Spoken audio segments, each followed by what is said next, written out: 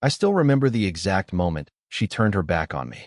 Not because of what she said, but because of how silent everything suddenly became.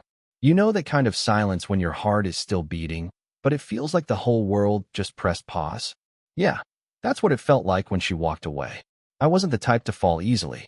I'd been careful, guarded, maybe even too cautious for my own good. But with her, it was different. She had this laugh that felt like it could melt the coldest winter, and eyes that made you feel like you were finally seen for the first time. When we first met, I honestly thought it was fate handing me a miracle. And maybe it was, until it wasn't. See, when someone leaves you, people usually assume something went wrong. They think there must have been a fight, a betrayal, a big dramatic explosion. But in my case, it wasn't like that at all. It was quieter, almost cruel in how gentle it seemed. One day, she was right there, close enough for me to believe in a forever, and the next, she was gone, leaving me stranded in a space where her absence was louder than her presence had ever been. I tried to move on. I told myself it wasn't meant to be, that some people come into your life only to teach you a lesson before disappearing. But that's the thing about love, it doesn't care about logic. My chest still ached every time I thought of her. Every place reminded me of us. And the worst part? I still held on to the hope that maybe she'd come back. But then something happened. Something I never expected. The knock on my door wasn't hers, but it carried the same rhythm I remembered. My heart leapt before my brain could remind me not to be stupid. And when I opened it, I froze.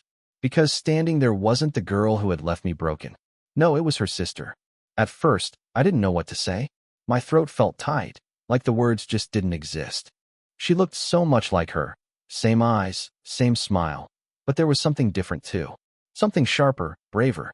She wasn't there to reminisce or to deliver a message. She was there for something else. And in that moment, I realized that the story I thought had ended was only just beginning. Because while one sister had walked away from my love without looking back, the other was stepping closer, as if she had been running toward it all along. But that's where things get complicated, far more complicated than I ever imagined. And if I had known what her next words were going to be, I'm not sure I would have opened that door at all. Before I tell you what happened after she showed up at my door, you need to understand how all of this began. Because without the beginning, the middle doesn't make any sense. Her name was Claire, the one I first fell for. She wasn't just another girl I bumped into on the street. She was a presence. The kind of person who could walk into a crowded room and suddenly, everyone turned their head, not because she was the loudest or the flashiest, but because she carried herself like she belonged everywhere. And somehow, I was lucky enough to be noticed by her. We met in the most ordinary way, at a coffee shop. I was hunched over my laptop, drowning in deadlines, when she accidentally spilled her drink near me. Most people would have apologized and moved on, but not Claire. She laughed, made some playful remark about the universe forcing me to take a break, and sat down across from me like we'd known each other forever. That was Claire. Fearless, magnetic, impossible to ignore. One conversation turned into another, then another. Soon, the coffee shop became our spot. She told me about her dreams, about wanting to break free from the small bubble we lived in, to see more of the world. I told her about my fears, my hesitations, things I'd never admitted out loud. And she didn't judge. She made me feel safe, like maybe I wasn't as invisible as I'd always believed. But here's the thing about people like Claire. They shine so brightly. You forget sometimes that their light isn't yours to keep. She had this restless energy, always chasing something just out of reach. And even though I tried to hold on, a part of me always knew, one day, she might just let go. And she did. Without warning, without explanation, she walked away. One moment, she was mine. The next, she wasn't. And that silence she left behind, it almost swallowed me whole. I thought that was the end of it. Until the night her sister showed up. Her name was Emily. I'd met her a few times before, back when Claire and I were together. Family dinners, quick visits, polite conversations. I remembered her being quieter than her sister, more observant, like she was always holding something back. Where Claire demanded the spotlight, Emily lingered in the edges, watching. But that night on my doorstep, there was nothing quiet about her. She looked me straight in the eye, like she'd been waiting for this moment. I didn't know whether to feel comforted or haunted. Because she wasn't Claire. She could never be Claire. And yet, something about the way she stood there made my heart beat faster. in a way I didn't want to admit. And when she finally opened her mouth to speak, I realized this wasn't a casual visit. Emily hadn't come to talk about her sister at all. She'd come for me. I stood there in the doorway, still half expecting Claire to appear behind her. But it was only Emily, her face steady, her eyes locked on mine like she'd rehearsed this 100 times in her head. "Can we talk?" she asked softly. My stomach twisted. Every instinct told me to say no, to shut the door, to protect what little peace I'd managed to stitch together after Claire left. But something in her tone, quiet but urgent, pulled me in. So I let her inside. The air between us felt heavy. She glanced around my place like she was searching for ghosts, and in a way, she was. Claire's sweater still hung over the back of a chair. A framed photo I hadn't taken down stared back at us, reminding me of the love that had slipped away. Emily noticed, but she didn't say a word. Instead, she sat down, folded her hands, and looked at me with a seriousness I'd never seen before. "I know she hurt you," she began, her voice steady. "But I also know she's not coming back." The words stung more than I expected. I wanted to argue, to defend the hope I'd been clinging to, but deep down, I knew she was right. Claire had made her choice. She wasn't the type to return once she'd set her mind on leaving. Still, what caught me off guard wasn't her honesty. It was the way she looked at me as she said it. Not with pity, not even with sympathy, but with something else. Something sharper. "Why are you here, Emily?" I finally asked. She hesitated for a moment, like she was choosing her next move carefully. Then she leaned forward, her voice barely above a whisper. "Because I can't watch you fall apart over her anymore." My chest tightened. Her words carried more weight than I was ready for. It wasn't just concern. It wasn't just sisterly duty. There was something beneath it, something dangerous, something I wasn't sure I wanted to uncover. And before I could respond, Emily's hand brushed against mine on the table, deliberately, not by accident. The air froze. My heart pounded. And that's when the front door creaked open. The sound of that door creaking open froze both of us in place. Emily's hand, still resting against mine, pulled back instantly, her eyes darting toward the entryway. My breath caught in my chest. For a moment, neither of us moved. The only sound was the faint hum of the fridge in the background and the racing pulse in my ears. I stood up slowly, every muscle tense. My mind spun with possibilities. Claire. It had to be Claire. Who else had a key? Who else would come here unannounced? My heart lurched at the thought, but fear tangled with it. Because if it was her, what would she see? Her sister in my apartment. The closeness between us. A moment that shouldn't have been happening. The doorknob turned, clicking against the lock. Emily rose to her feet too, her face pale but unreadable. She whispered, almost like she didn't want the words to exist, "What if it's her?" And just like that, the silence became unbearable. The door pushed open, slow, deliberate, like whoever was on the other side already sensed they were walking into something fragile. My chest tightened, my hands clenched into fists, and 100 memories of Claire flooded back all at once. Her laugh, her touch, the way she left without looking back. I didn't know if I was ready to see her again. Emily stood closer now, her shoulder almost brushing mine, like she was daring me to choose a side before the truth even revealed itself. The seconds stretched into what felt like hours. My throat was dry, and I could feel the weight of Emily's unspoken feelings pressing down harder with each breath. Then, the door opened fully. The outline of a figure filled the frame. My heart slammed against my ribs, almost breaking through. For a split second, I swore it was her. The same height, the same familiar shape. But then the light shifted, and I wasn't so sure anymore. Emily let out the faintest gasp, covering her mouth with her hand. I glanced at her, searching her expression for answers, but all I saw was something raw. Fear, maybe, or guilt. The figure stepped inside, their face still hidden in the shadows. My voice cracked when I finally managed to speak. "Claire?" The figure paused, but didn't reply.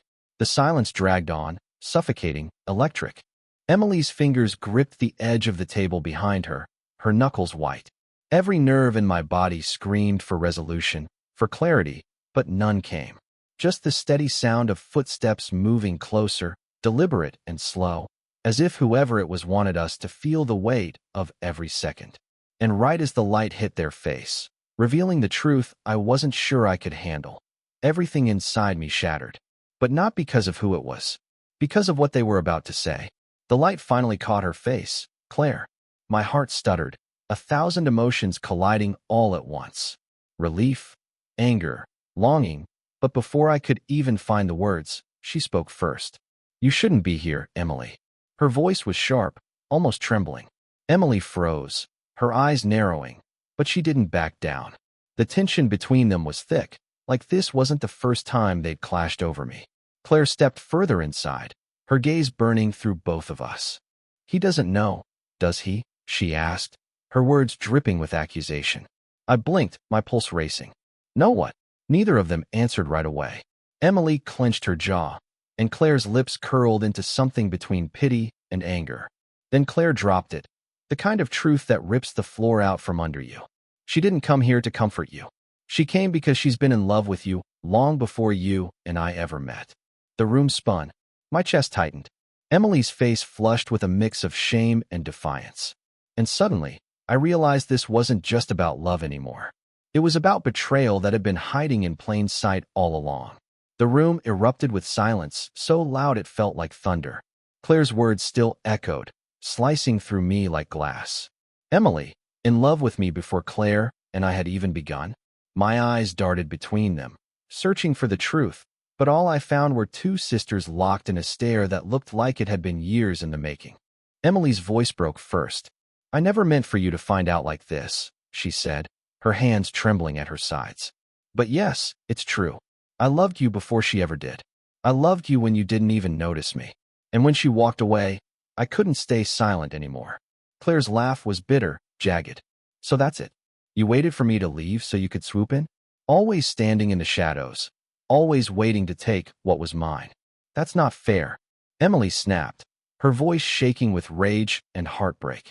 You never wanted to stay. You've been running your whole life, Claire. You left him the same way you've left everything else. But I was willing to stay. The truth in her words hung heavy, and for the first time, Claire's expression cracked. Her bravado faltered, just enough for me to see the fear behind her eyes. And that's when it hit me.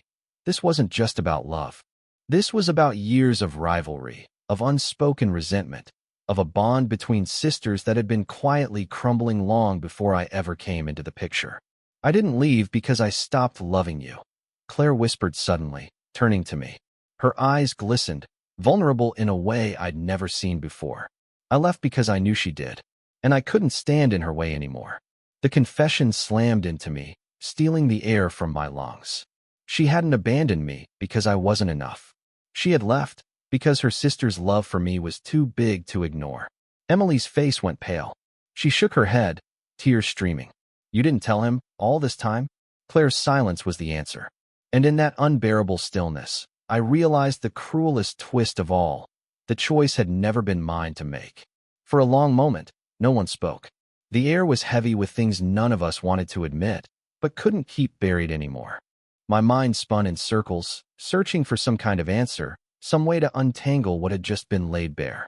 But there was no easy path. Love, betrayal, sacrifice. How do you choose between them when every choice hurts someone you once cared about? Emily was the first to break. She turned away, wiping her cheeks with the back of her hand, her voice shaking. I didn't want it to come out like this. I couldn't watch you waste away waiting for someone who had already left. I thought maybe we could start over. That maybe my love could heal what she broke. Her honesty pierced me, because the truth was, Emily had been there when Claire wasn't. She'd stepped into the emptiness her sister left behind, and maybe that said something about her heart. But still, part of me couldn't shake the shadow of Claire.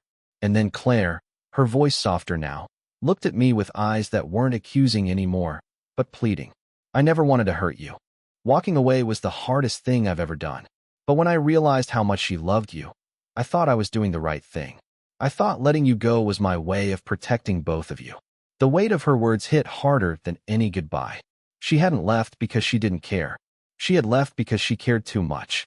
And suddenly, I saw them not as rivals, not as two women fighting for the same thing, but as sisters, tangled in love, loyalty, and sacrifice. I realized then that no matter what choice I made, it would drive a wedge between them that might never heal. So I did the only thing I could. I stepped back. I can't, I whispered, my voice breaking. I can't choose between you. Not like this. Because this isn't just my story, it's yours too. And I won't be the reason you two destroy each other. Emily's lips trembled. Claire looked down, her hands tightening into fists. Neither argued.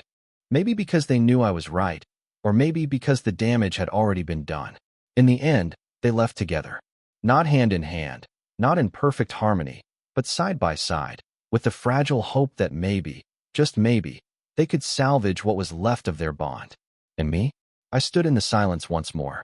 But this time, it wasn't crushing. It was freeing. Because for the first time, I wasn't waiting for someone to come back or someone to stay.